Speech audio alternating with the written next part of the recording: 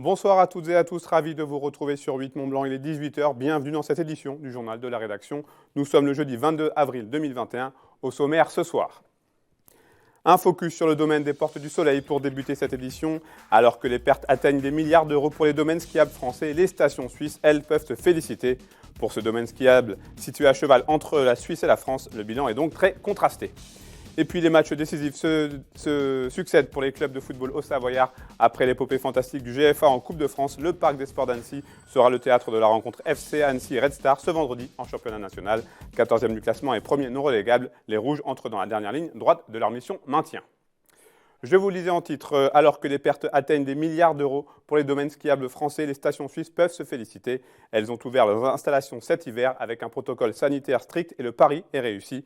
Malgré une petite baisse d'activité de l'ordre de 25 à 30%, les stations helvétiques ont résisté à la crise et n'ont pas été à l'origine de nouveaux clusters. Pour le domaine des Portes du Soleil, à cheval entre la France et la Suisse, le bilan est donc très contrasté de part et d'autre de la frontière. Les précisions de Victoria Lopez.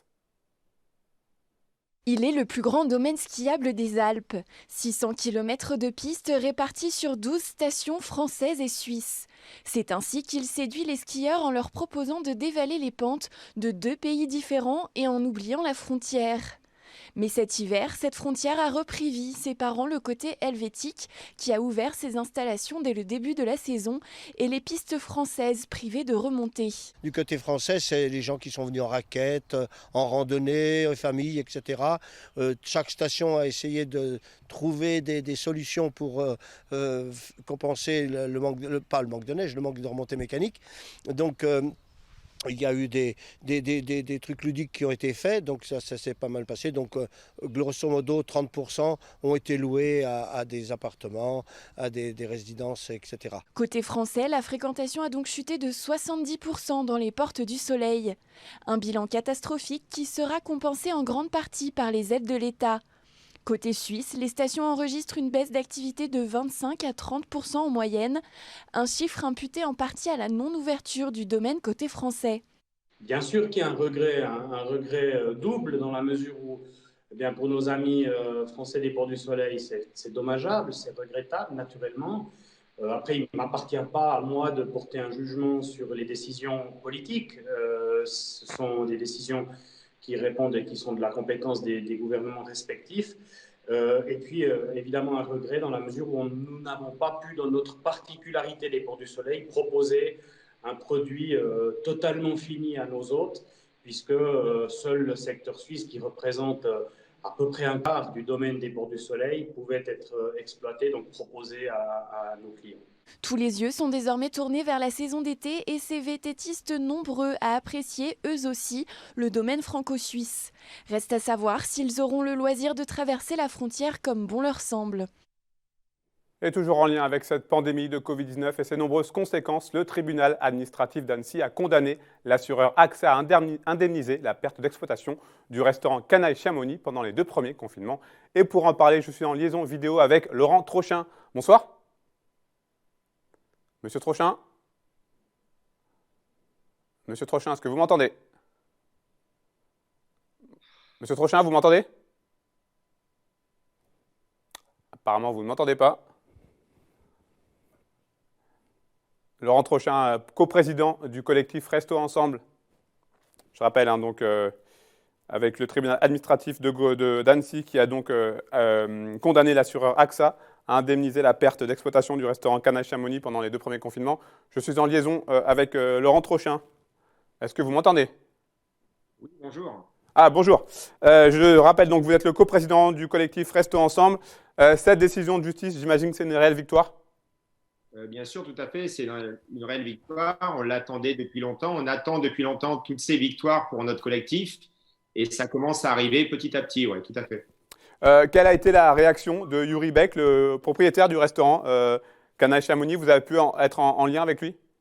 Oui, bien sûr. Aussitôt, on s'est appelé avec Yuri. Évidemment, c'est un soulagement, c'est une grande satisfaction. C'est de se dire que se battre, ça sert à quelque chose parce qu'on se sent toujours petit par rapport à toutes ces multinationales. Et Yuri est ravi de ça. Après, le chemin est encore long, mais c'est déjà une première victoire. Et ça montre à chacun d'entre nous, des CHRD en général, de continuer à se battre et d'y croire, quoi. On a beau être petit, on peut toujours se battre. Ouais. Cette condamnation, est-ce qu'elle vous donne des idées pour la suite? L'idée est très simple. Hein. L'idée, elle est déjà depuis le premier confinement au mois de mars 2020, c'est-à-dire de demander aux assureurs de nous payer cette perte d'exploitation qui est à nos contrats, c'est-à-dire de faire en sorte de respecter leurs contrats. Aujourd'hui, on assigne, restons ensemble, aujourd'hui on est 260, on est 170 assignations sur une vingtaine d'assureurs en général, et on leur demande de respecter leurs contrats. Parce qu'on ne fait pas ça comme ça. Nous, on est restaurateurs, cafetiers, hôteliers, discothèques. Tout ce qu'on veut, c'est la survie de nos entreprises. Et on ne fait pas ça par plaisir. Aujourd'hui, nous, c'est vraiment pour la survie de nos entreprises et pour pérenniser nos entreprises. Merci beaucoup, Laurent Trochin. Bonne continuation. On espère que la situation va se décanter dans les prochains jours pour vous, notamment au niveau des restaurateurs. Et puis, concernant la campagne de vaccination en France, les pouvoirs publics ont présenté une nouvelle liste de métiers qui bénéficieront d'un accès facilité au vaccin. Sont concernés par cette annonce les professionnels âgés de 55 ans et plus. Parmi les professionnels prioritaires, on peut citer les chauffeurs de taxi, de VTC, les agents d'entretien, de gardiennage et de sécurité, les contrôleurs dans les transports publics, les employés de commerce d'alimentation, les professionnels des pompes funèbres ou encore les conducteurs de véhicules. Depuis 2 semaines déjà, vous pouvez déclarer vos revenus 2020 aux impôts. Sur notre territoire, vous avez jusqu'au 20 mai si vous utilisez la déclaration papier et jusqu'au 8 juin minuit pour la procédure en ligne. Les démarches ont beaucoup évolué ces dernières années et elles continuent leur mutation. Après le prélèvement à la source et la déclaration automatique, de nouveaux services voient le jour, comme nous l'explique le directeur départemental des finances publiques de Savoie au micro d'Emmanuel Jaude. D'une manière générale, il y a relativement peu de changements, enfin en tout cas notables par rapport à l'année dernière. Une nouveauté de l'année dernière qui a été reprise cette année et améliorée, c'est la déclaration automatique qui permet aux usagers, enfin aux contribuables, d'éviter de faire une déclaration s'ils n'ont aucun changement de leur situation. Ils n'auront donc rien à faire. On le reprend cette année, comme on l'avait fait l'an dernier, mais en l'améliorant. Puis il y a une nouveauté importante aussi, c'est pour les indépendants, où on a un nouveau système qui permet de faire une déclaration unique, à la fois pour l'impôt et puis pour l'URSSAF. Et donc ça, c'est un dispositif qui se met en place cette année. La possibilité d'avoir accès sur son smartphone, par exemple, à un formulaire aussi, et des accès en ligne simplifiés. Et puis des outils pour aider à la déclaration, par exemple un petit assistant virtuel qui a été mis en place, qui permet de répondre en direct aux questions que vous vous posez quand vous faites votre déclaration. Et puis on essaye de faciliter aussi les accès à nos services dans cette période de crise sanitaire, en permettant le plus possible d'avoir accès à ces renseignements à distance, par téléphone et par des rendez-vous, pour éviter de se déplacer et respecter la sécurité de tous. C'est l'heure de notre série de la semaine consacrée à l'architecture utopique pour le 3e et dernier volet, direction Douvaine, pour suivre une classe du lycée professionnel Germain Sommelier d'Annecy. Ces élèves travaillent sur l'architecture de demain. Jean-Paul Crespi les a suivis dans leur découverte. Au centre de la salle polyvalente de Douvaine, les élèves du lycée professionnel Germain Sommelier tentent d'appréhender l'espace architectural du lieu. Un espace libéré de toute contrainte et imaginé en 1972 par l'association Habitat Évolutif. Attentifs, ils observent le bâtiment et évaluent les courbes et son fonctionnement pour tenter de répondre à cette unique question, comment imaginer l'habitat du futur. À quelques pas de la salle polyvalente, l'école maternelle. Le bâtiment construit par l'architecte Claude Costis surprend par ses espaces, étonne par sa rondeur et devient rapidement et curieusement familier. En fait, il constatait un espèce de décalage au début des années 60 parce qu'on produisait une architecture dont on avait établi les codes dans les années 20-30.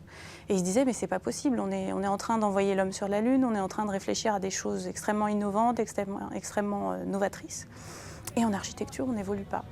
Et donc, il y avait tout un mouvement comme ça, tout un élan de la société pour la question de la prospective et d'essayer de voir l'avenir. En plus, il y avait cet horizon de l'an 2000 qui marquait les esprits et qui faisait qu'on avait envie de se projeter vers l'avenir, vers le futur.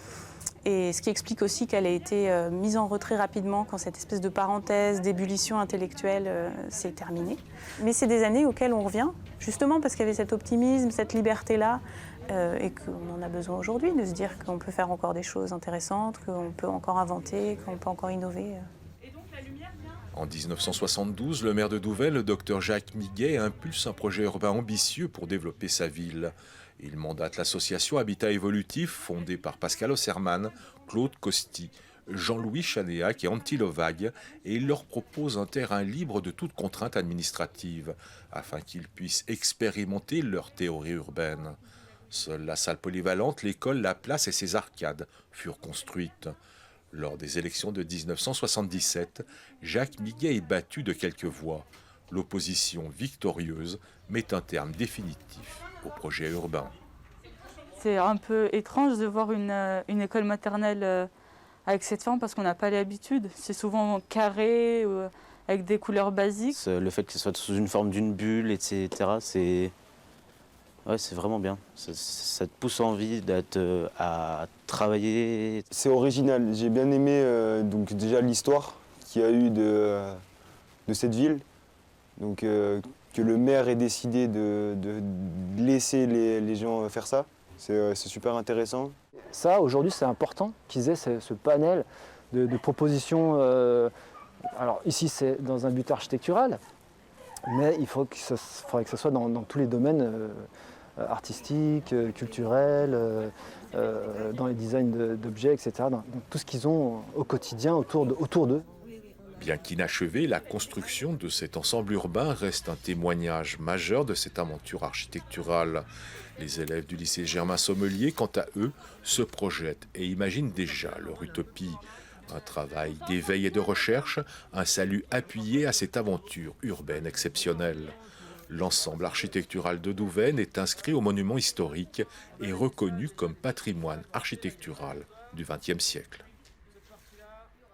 On parle santé à présent et c'est l'occasion pour moi de saluer notre invité du jour, Pierre Lemarchal. Bonsoir.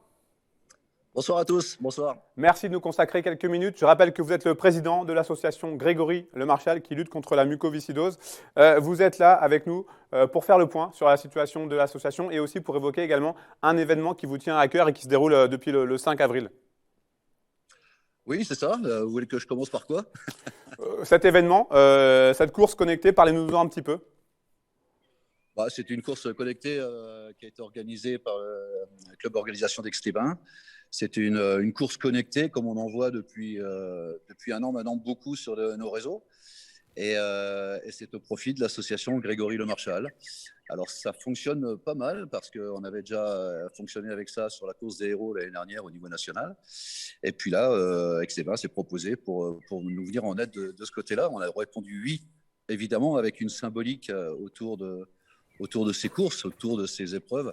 C'est une symbolique du style, c'est donner du souffle à ceux qui n'en ont pas, et justement les gens qui sont atteints de mucoviscidose manquent de souffle. Donc c'est une belle passerelle en fait, et à travers le sport et la maladie qu'est la mucoviscidose. Qu'est-ce qui vous rapproche justement de l'association Savoie Sport Organisation, avec qui vous organisez justement cette course? C'est eux qui organisent, c'est eux qui se sont rapprochés de nous. En plus, c'est notre région, donc pour nous, on a été tout de suite touchés par leur proposition. Et puis, c'est national, puisque je sais qu'il y en a pas mal de toute la France qui se connectent pour participer à cette épreuve. Et voilà, tant que c'est des organisations sportives et en plus savoyardes, on ne pouvait que répondre présent.